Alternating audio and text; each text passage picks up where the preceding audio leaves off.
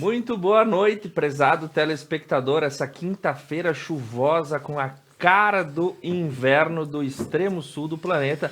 Afinal, nós estamos muito abaixo da linha do Equador e em junho é comum que o clima esteja dessa forma, para quem gosta e também para quem não gosta. E para esses, nós estamos ao vivo nessa noite e eu tenho a honra de receber no dia 15 de junho 74ª edição do nosso longevo programa, Ani Brainenbach, psicóloga, professora universitária e palestrante. Atualmente coordena o curso de Psicologia na Universidade de Caxias do Sul, doutora em Educação e mestre em Psicologia. Sócia proprietária da Clínica Psicológica Cognizione e também do CDC, o Centro Especializado em Atendimento à Criança Autista. Edson Klein, graduado em Administração de Empresas e especializado em Gestão Empresarial pela Universidade Federal do Rio Grande do Sul. Especialista em Gestão Estratégica pela Fundação Getúlio Vargas, com mestrado em Gestão Empresarial e experiência profissional no Banrisul, na Universidade de Caxias do Sul e também na Faculdade Cenecista de Bento Gonçalves, onde foi professor durante um grande período. Corretor de imóveis e também despachante na empresa Crisdani. Lindon Bolsoni, advogado, ex-presidente da Ordem dos Advogados do Brasil durante o período 2004 a 2012, conselheiro do Hospital São João Batista e do Grupo de Apoio à Polícia Civil e da Brigada Militar. Colaborador no Presídio Estadual e atualmente presidente do Corpo de Bombeiros Voluntário aqui da cidade de Nova Prata. Sejam muito bem-vindos e seja muito bem-vinda. É um prazer ter a bancada formada com vocês nessa noite gelada de inverno gaúcho. Obrigado pelo convite. Que assim seja. E de bate-pronto a gente vai para o primeiro assunto dos 3 fatos que nós temos pautados para o dia de hoje. Vou me relembrar da nossa pauta, não temos quase nenhum fato político. O primeiro é uma questão social que levanta o debate. No último final de semana, ocorreu a parada LGBT, lei de gays, lésbicas e simpatizantes e demais outros públicos. A sigla é extensa. Na cidade de São Paulo, um evento aí que foi rememorado em todo o Brasil. Nessa situação, ocorreu um dos vários blocos que desfilava na parada, um bloco sobre as crianças trans.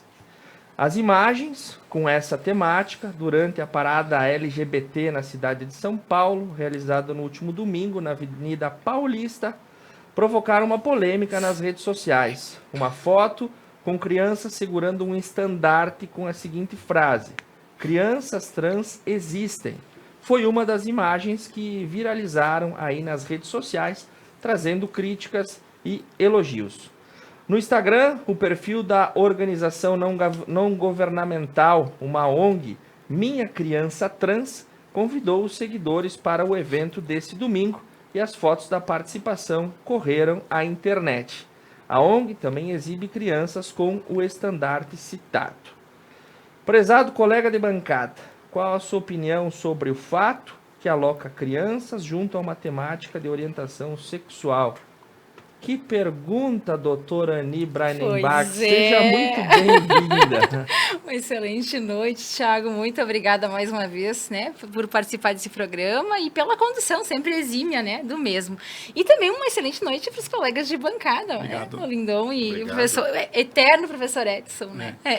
Pois bem, tu traz, eu sempre tento buscar a tua palavra-chave, Thiago, né, da pergunta, né, e aí tu traz a questão, né, da alocação, né, em relação a essa questão da orientação sexual. Acho que a gente começa a trazer, eu sempre saio dos achismos e sempre me abraço em respaldos científicos, tentando, né, buscar entendimentos relacionados a isso. Então, quando a gente traz a ideia de orientação sexual, que é a palavra-chave da tua pergunta, orientação sexual se diz respeito às relações afetivas e sexuais, ou seja, né, da qual a criatura tem uma questão de atração. E aí, nesse aspecto, o que a gente está falando é, na verdade, identidade de gênero. É quando, na verdade, a criança tem biologicamente, né, a questão do homem ou da mulher, mas ela se sente num nível de sofrimento ou desconforto em relação a essa questão biológica. Então, a gente está falando aqui de identidade de gênero. Se a gente fosse tentar fazer um entendimento dessa questão do que viralizou, me chama a atenção uma pesquisa que fizeram em São Paulo, e não faz muito tempo, e essa pesquisa ela traz a ideia de que e tem um serviço lá em Ribeirão Preto, onde eles atendem crianças, né, com esse perfil. Os pais, obviamente, conduzem, né, as crianças a este serviço, e aí, como tem bastante respaldo, eles acabaram também estudando um pouquinho. Então, os profissionais que trabalham lá, o que eles dizem? A maior angústia dos pais. É os pais que chegam e querem saber. Eles querem ter uma certeza. Tipo, a minha filha, meu filho é trans. Como se a resposta dada pudesse resolver qualquer tipo de problemática. Então, quando a gente vê uma situação como essa, me faz pensar um pouquinho de que o que tem por trás ali é uma angústia dos pais, e a gente sabe que não é só em relação às questões de identidade de gênero, vão muito além, né? De minimizar sofrimento, de naturalizar situações que acontecem. Então, esses profissionais que atendem essas crianças, eles dizem que as crianças que estão lá no serviço não se sentem em sofrimento. O que acontece? Elas chegam, muitas vezes elas brincam, sim. É um menino querendo brincar de boneca. É daqui um pouquinho a menina querendo jogar um futebol ou brincar de carrinho. Mas isso a gente já sabe que a Alemanha já fez vários estudos relacionados a isso, que a gente já vai direcionando a criança para as prateleiras de brinquedos, né? Isso aqui é para menino, isso aqui é para menina. E que isso não iria deduzir que a criança é trans porque ela está brincando simplesmente com um brinquedo diferente do que o convencional. O que esses profissionais tentam investigar com a criança é realmente essa questão trans, o quanto elas têm um desconforto ou sofrimento com esse aspecto. E a maior parte das crianças, mais de 80%, elas não sentem esse desconforto. Elas dizem, às vezes, eu queria ser menina. Mas dizer isso não há nenhum problema a nível de diagnóstico. Começa a procurar um pouquinho mais de atenção quando a criança diz, sendo um menino, e ele diz, eu sou uma menina, né? Aí a gente diz, opa, como é que ele está dizendo que ele é uma menina? Mas mesmo assim, ele pode usar, a gente sabe que criança usa muito da fantasia, né? Então, o que eu quero dizer? Existe num compêndio de psiquiatria lá um item que né, se dá um outro nome, não é criança trans, que se diz respeito a essa questão, né? Essa questão de você não se sentir, encontrar-se no nível de sofrimento por não estar num corpo, né, que você se sente à vontade. Então, existe, mas eu acho que esse movimento ele viralizou justamente por essa angústia dos pais, de querer resolver a situação, de querer daqui um pouquinho naturalizar qualquer fenômeno, qualquer comportamento. E aí, acho que aí ganha as badaladas em função disso. Identidade de gênero? Identidade de gênero, não orientação sexual. Orientação sexual seria eu sou hétero ou eu sou homo, né? No sentido de atração sexual ou afetiva. E quando eu falo de identidade de gênero, eu estou falando eu sou trans, né? Ou daqui um pouquinho, é nessa condição de nomear. Muito bem. Lindon Bolsoni, como é que tu identifica esse fato? Boa noite, doutor. Boa noite. Boa noite ao professor Edson Klein. Eu tive o privilégio de conhecê-lo esta noite. Ao meu colega, doutor Fábio. Desculpa. Tiago, desculpa. O doutor Tiago e a nossa Duda. E a nossa, boa noite a todos, os nossos espectadores. Eu vou fazer uma avaliação pelo lado mais lógico, mais político. O uso de criança em qualquer atividade, eu acho que é bastante inadequado. Se nós voltarmos um pouco atrás, a gente vai ver que o MST usava as crianças para poder, então, para poder diminuir o combate, né, das desapropriações com as forças policiais. Então, há uma mera coincidência ou não, eu acho que o uso das crianças nesse tipo de movimento aí, eu acho extremamente inadequado e violento. E outra porque o Estatuto da Criança, no artigo 232, prevê como crime constranger ou submeter criança a situação vexatória. Então, eu vejo ali que houve uma transgressão da mãe, dos pais, ou do pai ou da mãe, ou dos dois, em submeter as crianças a uma parada aí que não tinha nada a ver com elas, certo? E outra, não vejo que uma criança com 5, 6, 7, 8 anos, até 15 ou 16 anos, tenha condições, tenha maturidade mental, maturidade suficiente para poder optar se ela é de que gênero ela é. Não tenho conhecimento. Ela está em construção de identidade, né? Ela está no processo de construção de identidade. Quase 90% não se concretiza aquilo que, teoricamente, se hipotetiza. Aí, referendando, então, o que a doutora Anif explicou aí, Não vejo, então, como uma criança até de adolescente, de 15, 16 anos, Também. às vezes termina o segundo grau, não sabe o que vai fazer, né? Não sabe para que lado vai, se vai para as humanas, se vai para as exatas. Então, eles não têm a maturidade suficiente para optar. Mas voltando, então, ao uso das crianças, acho inadequado, acho uma violência, acho que os pais ou as mães deviam ser penalizados, porque se voltarmos um pouco atrás, eu acho que talvez 2021 ou 22, 21 acho que foi, o presidente Bolsonaro, então presidente, fez um discurso lá, não sei em que evento ele estava, ele usou alguém colocou o filho fardado de policial militar. Bah, foi uma fofocagem, os lacradores de esquerda, né, os que não tem nada para fazer, aí, bah, meteram a boca, até um comitê da ONU foi querer pedir que o Bolsonaro fosse criminalizado por usar uma criança. Então, o que acontece? Hoje nós temos que ver, infelizmente, de que lado está a pessoa que está sendo, que é o foco da atenção aí. Se ele é do lado, é conservador, é um patriota, ele já está condenado pela mídia, já foi condenado, independente de ter feito ou não ou aquilo que está sendo condenado, já está condenado. Se é um evento ou qualquer pessoa, qualquer grupo da esquerda, tudo é permitido, tudo é normal. Então, assim, acho inadequado, de novo, acho que deveria ser penalizado os pais da criança e acho que não devia ter usado eles em qualquer evento. Se fosse uma festa infantil do município ou da escola, tudo bem, era a festa deles, mas não era festa de adultos. Então, acho que inadequado. Professor Edson Klein. Bem, eu vou concordar com a Anne, claro que tem esse lado do lindo aí também, mas eu vejo e leio bastante, não sobre isso, né, sobretudo, leio não um livro, mas estou sempre ligado a tal de internet, sites e coisas. E, então, há uma mudança gradativa, né, eu dizia para os alunos da universidade, isso que não sei quantos anos faz que começou essa parada gay em São Paulo, e eu brincava com eles, né? Daqui uns dias, Nova Prata vai ter um pet shop para cachorrinho de gay, vai ter um restaurante para... Então, essas coisas que eu falava há 10, 15 anos atrás, talvez um pouquinho mais ou menos, elas estão acontecendo, né? Devagarinho estão acontecendo. O ano passado, em Veranópolis, eu não saio muito na cidade, até porque eu moro em Vila Azul, então é difícil ir para a cidade no sábado de manhã ou sábado de tarde, coisa. No sábado de manhã eu fiquei na praça lá num evento que tinha lá do Lar do Idoso e fiquei observando um pouquinho como é que era o comportamento. Então, a gurizada andando, a gurizada que eu digo homem com homem, mulher com de mão dada, se beijando. Digo, puta que pariu, acho que eu tô ficando velho mesmo. Então, entra nesse lado aí que o Lindo falou do conservadorismo, né? Eu li uma pesquisa, e não porque eu estava pesquisando isso agora, porque vinha para cá. Na Inglaterra foi feita uma pesquisa, durou 6 anos, com 23 mil adolescentes de 16 anos ou mais, e 6,6% deles foram mudando, né, gradativamente essa orientação. Orientação, identidade, né? Identidade de gênero. Identidade de gênero, isso. Então, isso é agora, né? E o que diz essa pesquisa, ou por que eles estavam fazendo essa pesquisa? Justamente para nos preparar socialmente para encarar essa parada, né?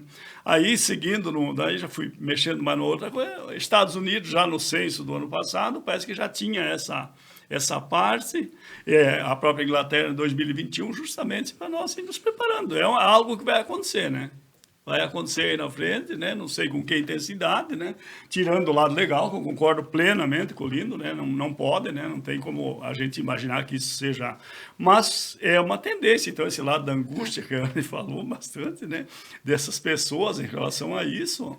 Dizer, nós vamos ter que, não sei como é que eu vou dizer para vocês, ir administrando. Agora, no Dia dos Namorados, não sei se cabe, mas cabe sim.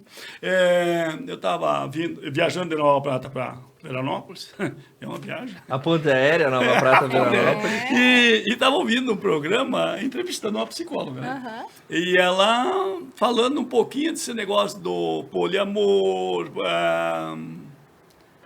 monogamia, poligamia e coisa. E aí, o que ela estava fazendo? Está escrevendo um livro sobre isso agora? Já escreveu, eu só não guardei o nome da psicóloga. Escrevendo um livro, né? Dizendo assim, quer dizer, o pessoal que vai procurar no consultório dela é a orientação de como é que eles podem lidar com esse negócio. É chegar para o esposo ou para a esposa, e o pior não é pior, não vou dar, desculpa, não é essa expressão. Quer dizer, a grande maioria são mulheres que estão procurando esse lado, né? Então, o que eu fico assim, em função da minha idade, né? Eu fico, porcaria, será que eu ainda não vi tudo o que tinha que ver nessa minha vida, né? Porque dizer, as coisas vêm mudando e de todo lado, né? Então, nós temos que... Eu penso assim que nós temos que ir administrando essa parada aí, não sei, do ponto de vista legal não se contesta, né? Isso aí, ou é certo, o resto não tem que administrar, né? Tem uma música do Rapa que diz cada qual com seu James Brown. Cada qual com seu James.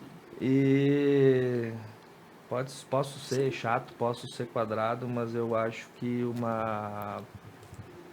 um evento como esse que é realizado há muito tempo, que tem tradição, não é um lugar para criança. Não. Simples. Começa por aí. Começa por aí. Abra qualquer foto em qualquer página ou qualquer buscador da internet, digite Parada LGBT de São Paulo, você vai ver todas as imagens do que acontece. Eu acho que não é um ambiente salubre para uma criança, não é um ambiente que... E discutir a identidade de gênero, na minha época, quando se estudava e se passou por isso, na minha época, nossa, agora me coloquei também, né, na posição do ancião, Sim. mas também quando passei pela Universidade Federal, concluí no ano passado, se falava da identidade de gênero, eu fiquei gravado ainda com a questão da orientação sexual. Não fiz essa divisão de enxergar, né, essa diferenciação técnica, mas seja o que for, eu acho que criança, principalmente no seu período de formação, tem tanta coisa para ser feito. Eu discuti qual vai ser e principalmente submeter os menores a um evento que não é para isso. Então eu vou colocar crianças também nas Marquês de Sapucaí, não que não tenha, não que não seja certo, mas eu não vou colocar ao lado da rainha da bateria, que vai estar com roupas curtíssimas. Eu trabalho com Os progressistas que me desculpem, mas tem coisas que não foram feitas para serem colocadas. Eu trabalho numa escola e dou aula para molecada de 13 a 16 anos. E eu sou meio linguarudo, né? Ou língua solta, qual é o termo adequado? E eu tenho tomado todo o cuidado, né? Para não estar falando coisas que não são adequadas para essa idade, né? Justamente para não criar alguma polêmica aí na frente, né? Dizer, me mantenho, porque se fosse na universidade, aí a língua era um pouquinho mais espichada, né? Mas como é uma garotadinha ali de 13 a 16 anos, eu tomo esse cuidado justamente para não estar criando também mais, ou de repente um incentivando, ou criando um bolor aí do outro lado, que não é necessário por enquanto, né? Dizer, vamos deixando as coisas acontecer, né? É andar da carroça que as melancias se ajeitam. E de uma certa forma, se eu concordo com a pauta como ela é posta, eu sou aceito. Se eu não concordo, muitas vezes eu sou visto como preconceituoso. Então, essa balança também precisa ser balizada para que seja respeitada também a minha opinião, que não acho um local adequado para se ter crianças. Viu? O que acontece é o seguinte, na verdade, a ditadura da minoria. Isso foi criado por um sujeito aí que está num tribunal e acho que se acha o dono do Brasil, que criou a ditadura da minoria. Ou seja, a ditadura da maioria, que a maioria tem que impor a vontade dela contra a minoria. Então, o que cabe lembrar é que no Brasil, 85% das pessoas ou são cristãos, ou são conservadores cristãos, liberais e patriotas, né? Então, veja que aí então, é um número bastante expressivo. Então, independente do gênero de cada um, do gênero, na verdade, somos um gênero só, o gênero humano. As outras são opções sexuais. Então, o que a gente tem que distinguir desses movimentos, que eles que fazem o que quiser, é da pessoa homossexual, que a gente tem que ter o respeito, que busca aceitação, certo? Isso. O homossexual, então, a gente tem que respeitar porque ele busca aceitação. Do militante LGBT. O militante, ele quer impor a vontade dele, quer impor uma agenda como se fosse que todo mundo teria que baixar a cabeça, se vergar à vontade de uma minoria. Então, tem que distinguir, né? Falando em homossexual, o que mais se notabilizou aqui no Brasil extremamente educadíssimo, finíssimo, culto, foi o ex-deputado e estilista Clodovil Hernandes. E quando pediam para ele da parada gay, o que ele achava, ele dizia que achava ridículo as pessoas se expor daquele jeito, que ele disse que nunca iria subir um carro de som mostrando a bunda e gritando palavras aí de desordem, né, baixo calão, e que ele que achava que isso era um movimento que só denegria a imagem, só angariava desafetos, né? Como de fato com a questão do uso das crianças, o movimento, em vez de se manter, ter o respeito e tal da coisa, acabou tendo um desrespeito, né? Uma desaceitação. Mas como é interessante esse problema, é o problema. O último objetivo é a monetização disso aí. Virou um negócio maluco, né? Do ponto de vista financeiro, hotéis. São Paulo, tu não tem hotel, não tem nada, isso faz tempo, né? Então, desenvolvimento é o segundo maior evento depois da Fórmula 1. São outras variáveis, né? Que então, tem todo esse lado da mídia, todo mundo dá seu uê, né? Só para a gente encerrar, porque a gente tem mais 2 temas bem cabeludos para tratar na sequência. Não dá para ser às 10? A reportagem encerra, e eu acompanhei em diversos portais, com a ONG, que eu disse, né, Minha Criança Trans, apoiada com o patrocínio da empresa RIC Investimentos. Que o professor Edson está trazendo. Isso me chamou a atenção. Aí você imagina esse RIC Investimentos, quantas buscas se teve, e quem é e o que faz. Então, também tem a questão de botar o bode na sala, né? Isso aí. É o uso indevido, a exploração, né? Exploração da imagem. Isso aí. Muito bem. Para fatos como este, nós temos esse espaço que é amplamente democrático e altamente instruído, para que a gente possa falar e também dar a nossa opinião.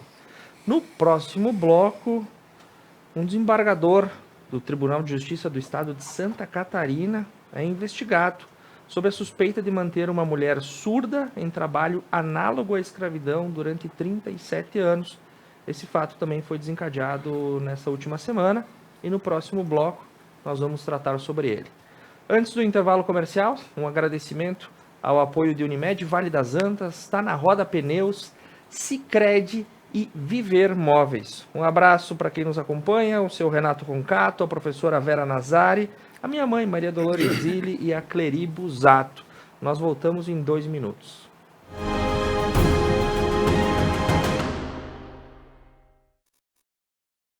O que é ter saúde para você?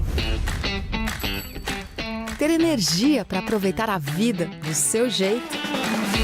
Se equilibrando entre alguns imprevistos e grandes alegrias? A gente acredita que essa seja uma boa receita.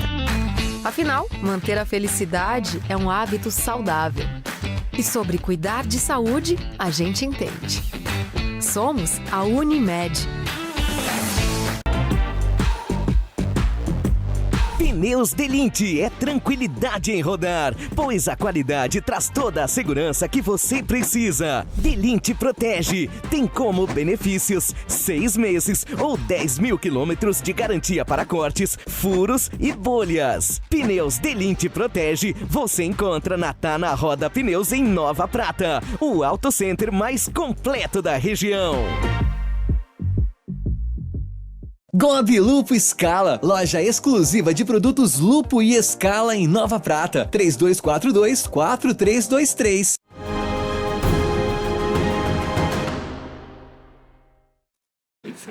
Muito bem, da Parada Gay, as revelações das baladas, nós estamos de volta para esse segundo bloco, e eu aqui no YouTube, não passei antes da gente encerrar, quero mandar um abraço para o nosso professor Renato Brainenbach, que está nos acompanhando. Também o Aldair Raimundo Perusso, que nos acompanha, e a nossa professora Isabel Minosso Balzan, que também faz parte da nossa bancada, estão todos ligados conosco. Segundo fato da semana, digno de opinião e debate no nosso programa Ponto a Ponto, é o desembargador de Santa Catarina, que é investigado por manter aí, sob suspeita de manter em trabalho escravo uma senhora durante 37 anos. Sônia Maria de Jesus foi resgatada nessa semana de condições análogas à escravidão. O caso aconteceu em Florianópolis, a Ilha da Magia, capital de Santa Catarina. Libertada na casa de um desembargador, onde vivia desde a adolescência, Sônia é surda e não aprendeu a língua brasileira de sinais. De acordo com as investigações, ela foi escravizada por 37 anos, fazendo trabalhos domésticos para Jorge Luiz de Borba, desembargador do Tribunal de Justiça catarinense, e sua esposa, Ana Cristina Gaioto de Borba.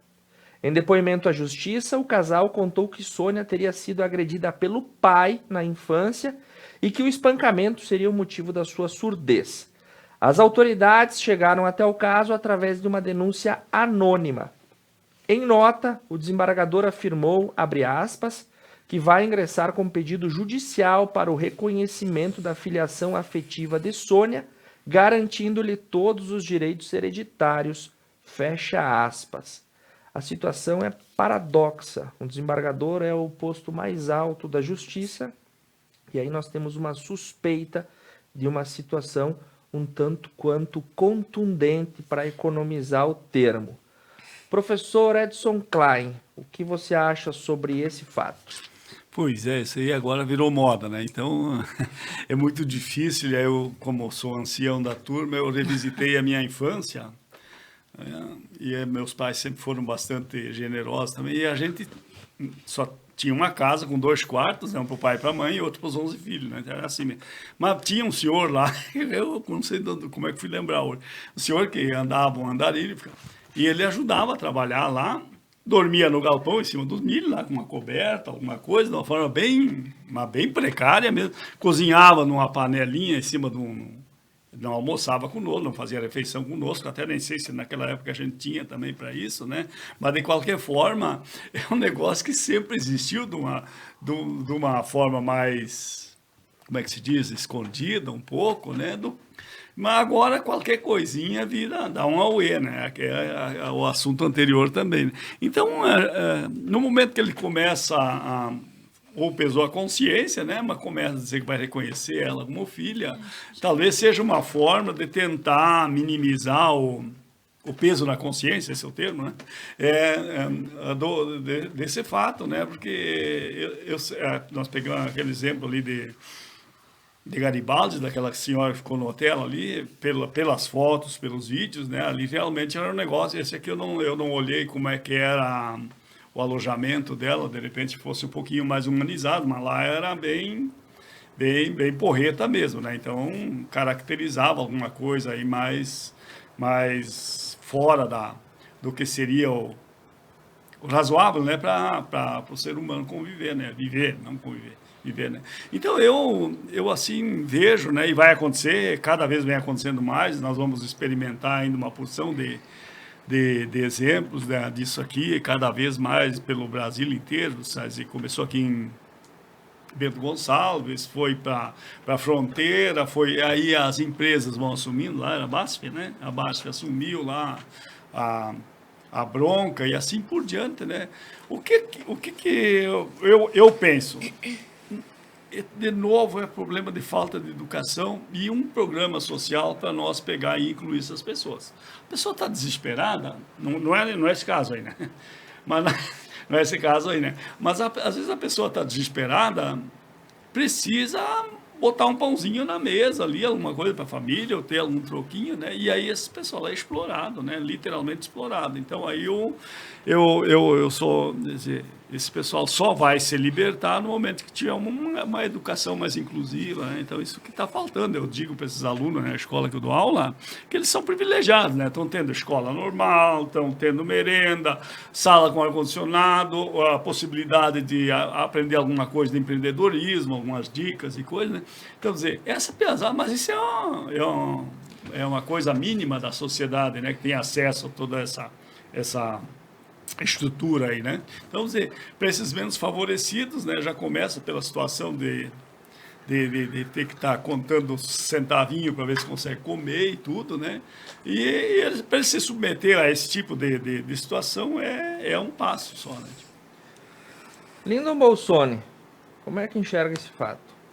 Como disse o professor aí, eu acho que tem uma super exploração, né, desse trabalho escravo, eu sou mais cauteloso. Agora, eu prefiro aguardar a investigação policial e que ela seja ouvida por alguém que consiga entender ela, porque às vezes tem o perito judicial, o perito que foi nomeado até pela própria polícia durante a investigação não consegue entender o que está acontecendo. Concordo. Né?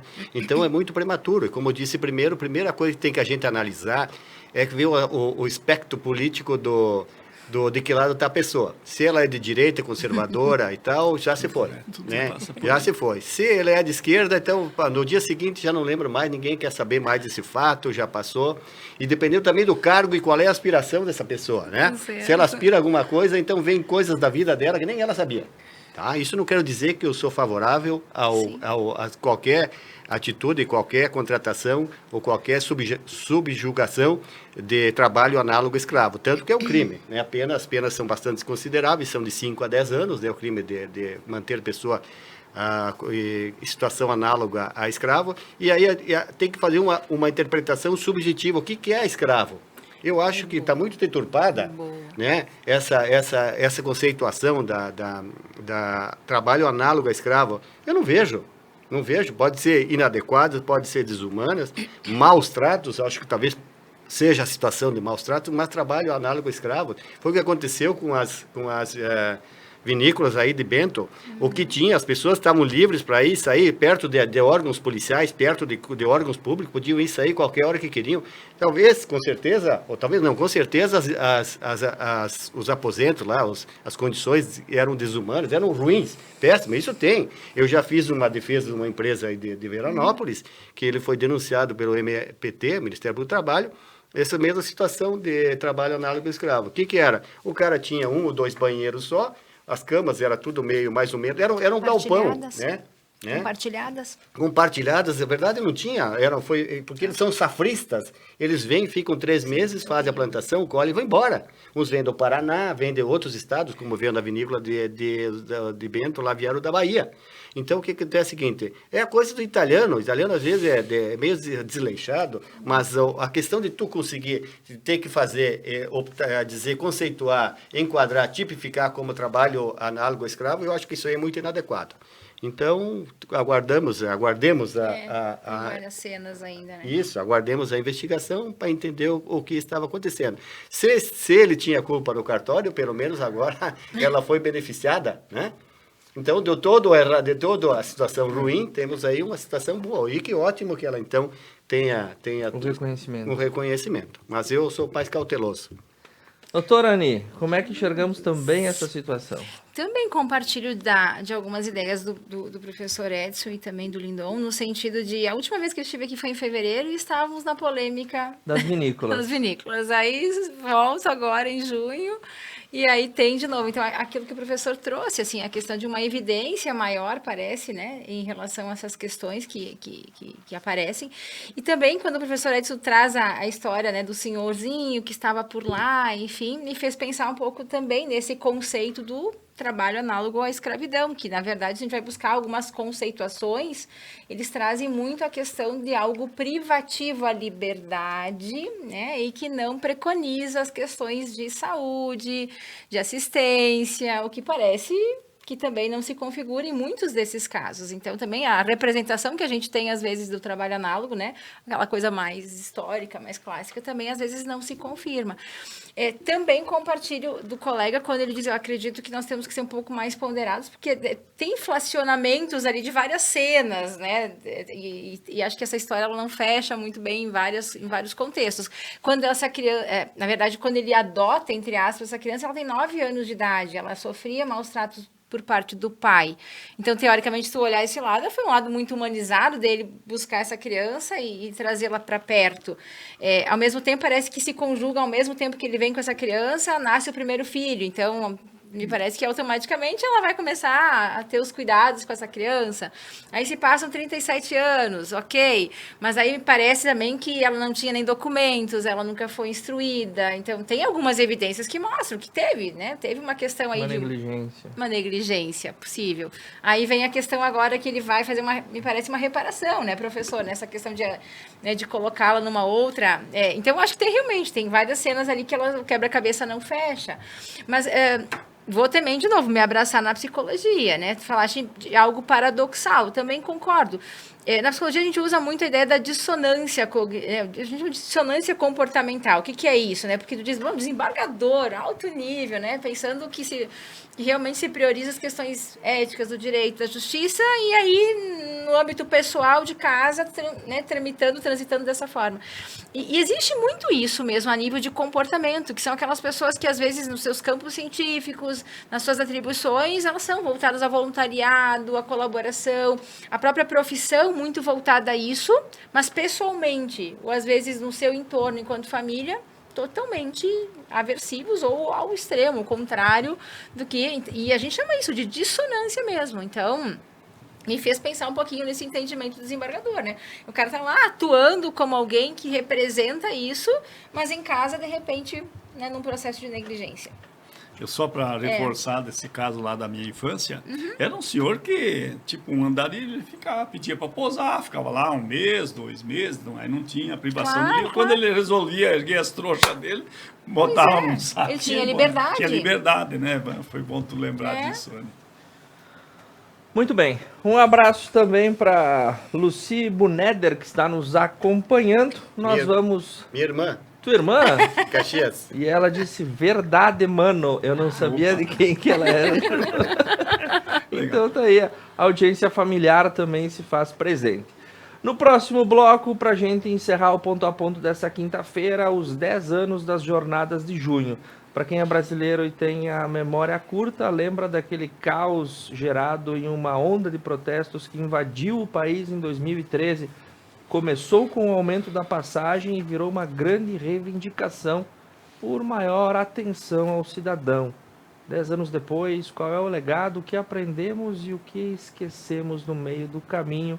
Afinal, uma década se passou na jovem democracia brasileira. Nós voltamos em 2 minutos.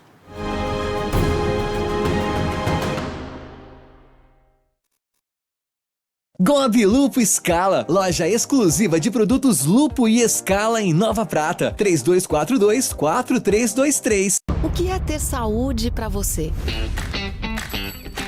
Ter energia para aproveitar a vida do seu jeito? Se equilibrando entre alguns imprevistos e grandes alegrias?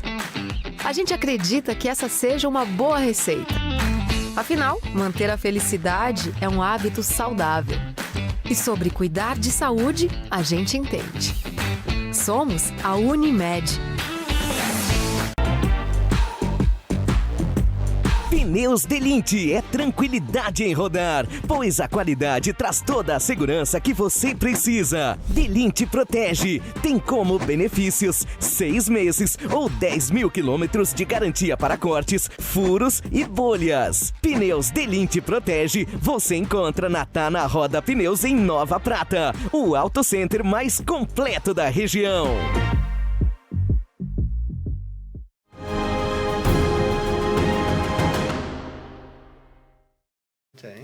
Muito bem, retornamos para o nosso último bloco nessa noite de quinta-feira, 15 de junho. Logo, logo nós já estamos na metade do ano. E como estavam as suas metas da época do Réveillon?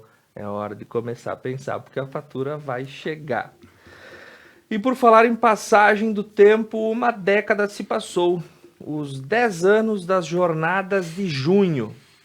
As Jornadas de Junho foram uma série de mobilizações que ocorreram de forma massiva no Brasil e simultâneas em mais de 500 cidades no ano de 2013. Pode se caracterizar como a primeira insurreição ou levante popular de proporções realmente nacionais no Brasil, tendo acontecido em todas as regiões.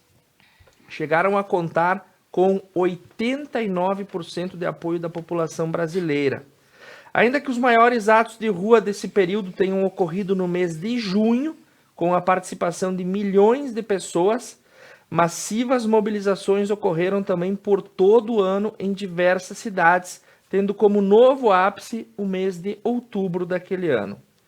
Tiveram críticas principais quanto ao aumento das tarifas de transporte público, a violência policial, a falta de investimentos em serviços públicos como saúde e educação, Os gastos com os mega eventos esportivos, a Copa do Mundo e as Olimpíadas de 2014 e de 2016, que foram um estupim para esse levante. O poder dos oligopólios de comunicação, a hegemonia e a dominação de partidos políticos sobre os movimentos populares e as falhas da democracia representativa.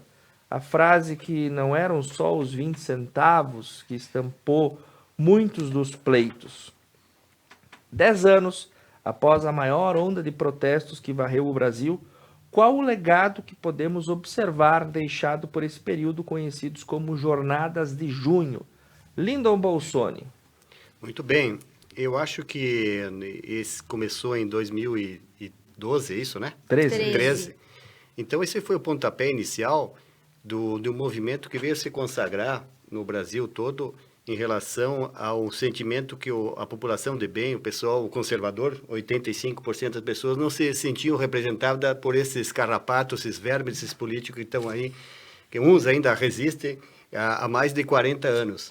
Né? Então, as pessoas cansadas de não terem voz, não serem representadas, começou, então, foi um movimento, assim, foi o pontapé inicial que depois ganhou corpo com os movimentos contra a corrupção do Ministério Público Federal, que em 2014, então, deu início à Operação Lava Jato. Foi a maior operação, então, contra a corrupção já criada, talvez, no mundo, pelo volume de dinheiro que foi arrecadado, que foi pego de volta para o país, o cofre da União. E aí, então, nessa sequência, as pessoas começaram a se dar conta de que elas tinham poder, que elas precisavam ser ouvidas, e então que tudo aquilo, que aquele papo furado, aquela conversa velha, aquela da esquerda, o Museu de Velhas Ideias da esquerda, já estavam cansados de ver, a gente já estava cansado de ouvir sempre a mesma papo furado deles, a conversa fiada, atrasada, da era do atraso, né? Então, os movimentos vieram por uma questão, assim, da própria evolução do ser humano, né? O dinheiro, às vezes, ele muda vai mudando de lugar, de segmentos, e se forma um ciclo, e é o ser humano. O brasileiro entendeu que ele tinha que dar um salto, ou a gente evoluía, ou a gente involuía. Então não tinha a gente já estava no limite daí, ou a gente se rebelava, ou então a gente virava virar escravos, né, do sistema. Então foi um movimento bacana, foi o que deu início em Porto Alegre, felizmente no nosso Rio Grande do Sul. E aí seguiu então com a Operação Lava Jato.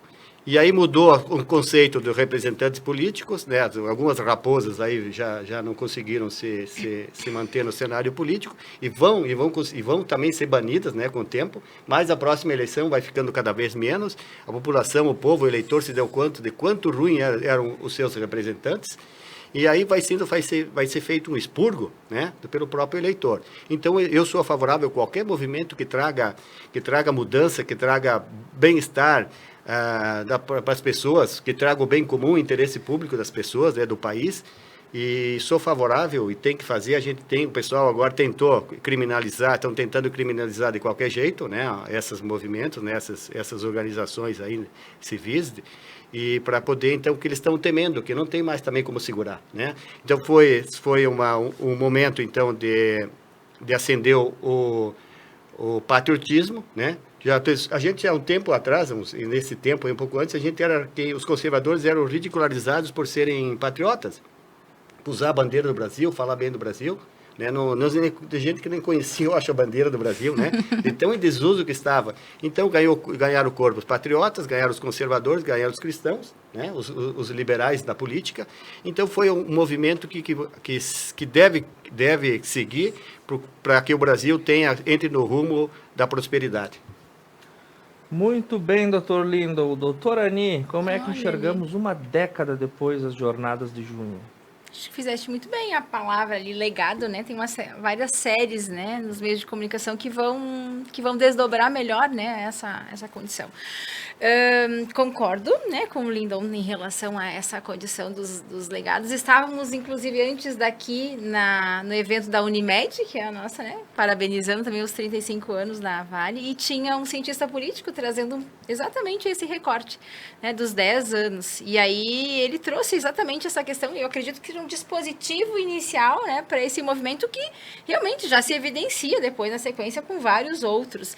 E ele disse que ele morava ali próximas às avenidas centrais, quando aquela massa de pessoas, né, se colocou, e que ele foi lá, né, como um curioso, e que realmente as pessoas estavam com diferentes cartazes, com diferentes demandas, né, e tinha uma que chamou a atenção dele, que a demanda era contra a prova da OAB.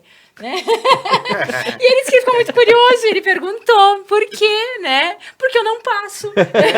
Então era contra. Mas ele quis trazer esse exemplo dizendo que cada um, naquele momento, estava engajado, né? Lutando contra algo, né? Lutando, defendendo, enfim.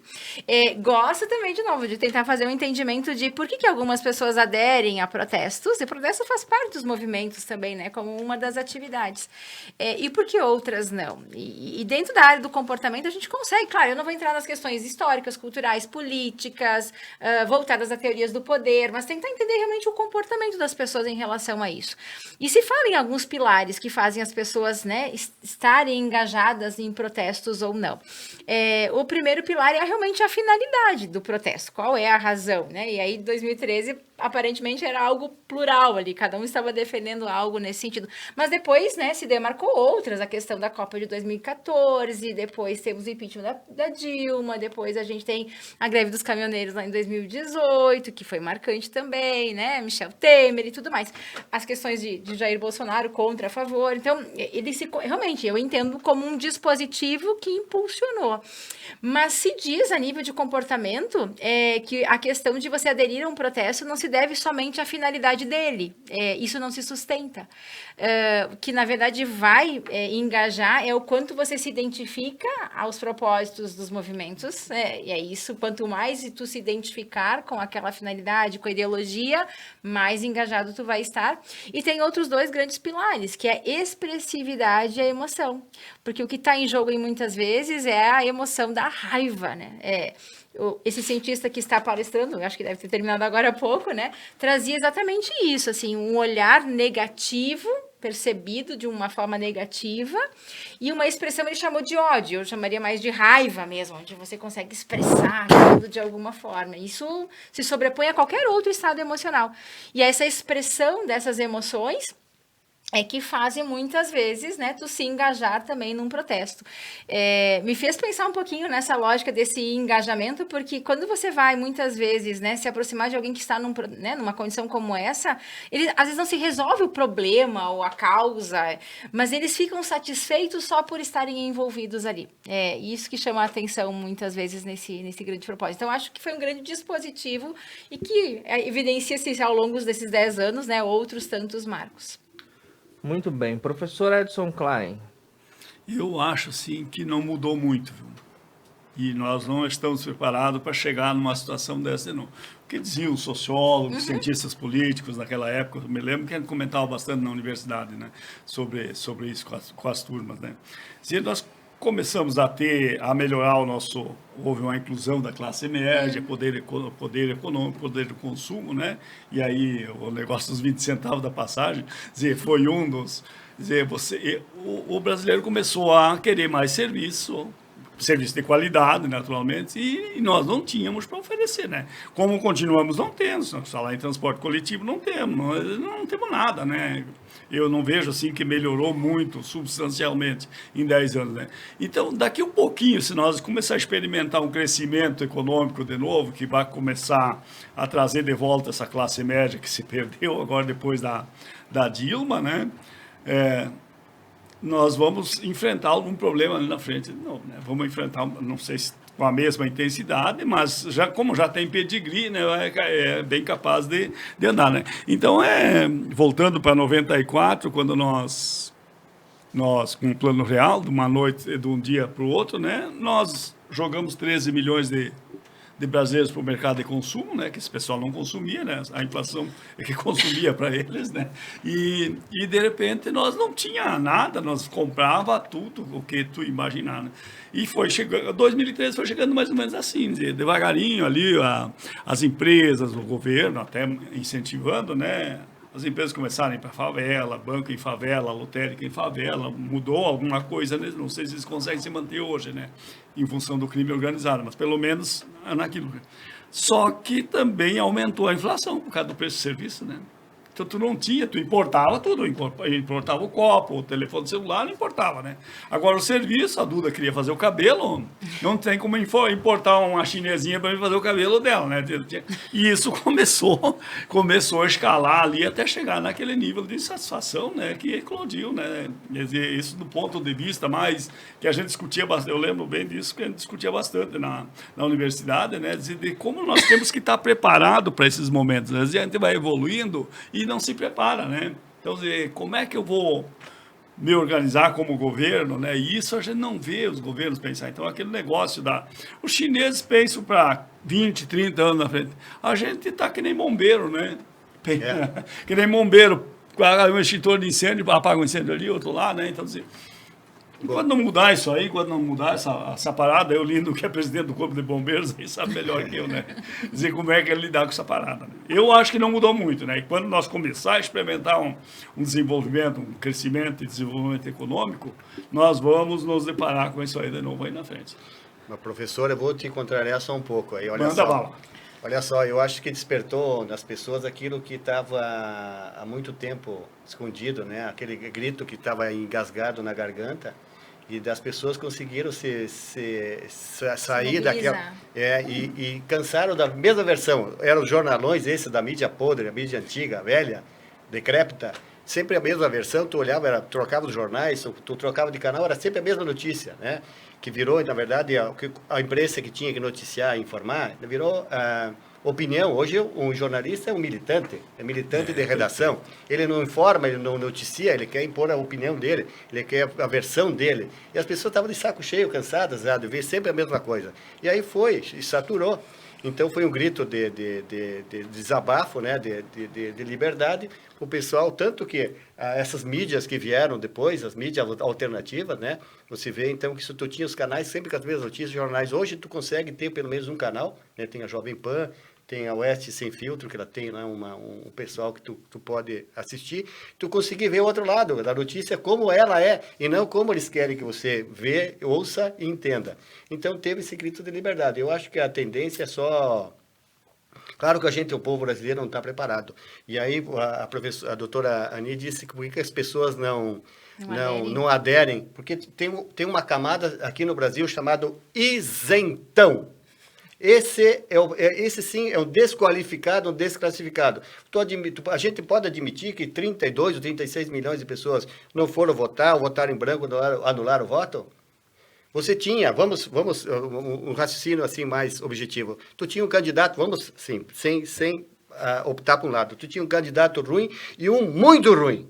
Muito ruim mesmo, já com comprovado, com tudo. Saiu da cela caiu para ser o candidato a presidente. Pô, que tu tem que falar, tu tem que analisar. Pô, se tem um ruim, tem um muito ruim, eu não posso votar ou deixar de votar no ruim para não eleger um muito ruim. Então, esse é o isentão. Sim. Esse é o pior que tem no Brasil. Esse mostrou a cara agora aqui, se caracterizou como o eleitor sem compromisso, sem o mínimo de pudor, sem o senso de patriotismo, né? E conseguirmos, então, eles conseguiram. Mas aí eu estou achando assim, posso falar, que nós começamos lá em 86, com dietas já, aqueles movimentos e coisa ali, né? E isso foi acontecendo devagarinho. Claro que 2013 foi um negócio mais generalizado, né? Então, você pegou todo mundo aí, 89%, a aprovação de 89% da população, né? E eu, assim, na minha visão, sem politizar também ou partidarizar, daqui um pouquinho nós vamos ver a mesma coisa em relação ao que você estava falando. Né? Se não mudar, nós vamos ver de novo em relação a isso. Não tem, o pessoal não aguenta muito o tranco mais. Nós estamos menos tolerantes, esse é o termo. A teoria do professor é assim, aqui no Brasil tudo muda para ficar igual. Ah, bom. Ou seja, não muda nada. Eu preciso lembrar, esses fatos das jornadas de junho, eles fecham muito e se correspondem de uma forma bem interligada com um livro chamado Luta por Reconhecimento. Foi um livro escrito em 1992 por um dos maiores expoentes da filosofia contemporânea, Axel Honneth. Inclusive ele é diretor do Instituto de Frankfurt hoje. Ele escreve um livro entroncado, um livro difícil. Quem me passou o desafio uma vez para fazer um seminário sobre isso foi o professor Márcio Ramel, lá em Passo Fundo, né, na área de filosofia do direito. E eu tive que mergulhar dentro dele e buscar algumas informações para trazer o extrato dessa teoria da luta por reconhecimento. Quando o indivíduo quer ser reconhecido. E aí Honneth vai falar que existem 3 pilares de reconhecimento intersubjetivo na sociedade moderna, que é quando os sujeitos se identificam. Vai ser o amor, vai ser o direito e vai ser a solidariedade. E esses eventos das jornadas de junho, você tinha o sujeito que pedia não pela prova da OAB, né, uma atitude de amor próprio. Você tinha aquele que pautava uma condição melhor de tratamento no serviço público, não são só os 20 centavos, então aí estava a luta pelo direito. E você tinha a solidariedade daquele sujeito que não tinha bandeira nenhuma, mas que estava comovido com aquela situação e que queria ver o Brasil se encaminhar de uma forma diferente. Então, luta por reconhecimento, ele acaba tendo um espelho muito forte social nessas jornadas de junho. Concordo com a posição da Ani, que nós tivemos outros eventos desencadeados a partir daí. Concordo com a posição do Lyndon, de que nós vemos movimentos políticos. Essa semana nós também tivemos a aprovação na Câmara da lei que proíbe a discriminação com políticos. Não pode mais, né, chamar ninguém de ladrão, porque isso pode ser um crime a partir de então. Essas idas e voltas, a gente chama, né, o pêndulo da democracia. Nós vamos oscilar, às vezes, mais para o lado da liberdade, às vezes mais para o lado do controle. Isso é um fenômeno da própria sociedade. 10 anos depois, o que mudou? Eu preciso voltar na história e dizer a Revolução Francesa, para derrubar a monarquia e trazer uma nova forma de governo, só ela durou 10 anos. Então nós vamos ver progressos na sociedade brasileira acontecendo? Vamos. As jornadas de junho, na minha opinião, tem esse grande legado de dar um start, de tirar o brasileiro daquela sensação de marasmo, paz, carnaval, futebol, e levar ele para a discussão, para a pauta social, e dar aos donatários do poder um recado muito claro. Muito mal se fala sobre o 8 de janeiro, né? Inclusive pessoas estão sendo denunciadas, processadas criminalmente, estiveram presas, mas o 8 de janeiro, ao meu ver, também traz uma luta por reconhecimento. Ele também é um movimento para dizer: ninguém está inerte ou ninguém está a salvo da vontade do povo quando esse ganha as ruas. E a Constituição fala, né? O poder emana do povo. Que essa fala e que essa luta por reconhecimento de 2013 nos sirva sempre para deixar aqueles que não pestanejam a abocanhar aquilo que é de todos, ligados e à espreita de que a qualquer momento a internet, os nossos dispositivos podem aí desencaminhar de uma forma exponencial uma nova luta por reconhecimento e as ruas serem tomadas por protestos, sejam eles pacíficos, sejam eles violentos, mas protestos de uma população que não vai escalar diante da injustiça, e eu acho que esse é o grande legado que a gente tem a partir de 2013.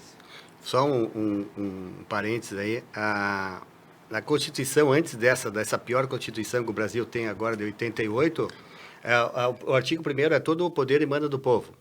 E aí, nessa de 88, eles acrescentaram através de seus representantes, terceirizar o poder. E eu vi uma charge bacana numa camiseta, dizia o seguinte: todo o poder mama no povo. Então, acho que estaria mais certo agora, né? Mais bem caracterizado. Com certeza. Avançaremos, né? de forma pendular, às vezes para um lado, às vezes para o outro, e que nem caranguejo, né? Às vezes para frente, às vezes para trás. Eu agradeço profundamente a técnica de Jefferson Frois, a produção da nossa querida Duda Prigo e o seu chá quentinho nessa noite de inverno. Ani Brainenbach, Lindo Bolsoni, professor Edson Klein, muito obrigado por terem comparecido. Obrigado à nossa qualificada audiência.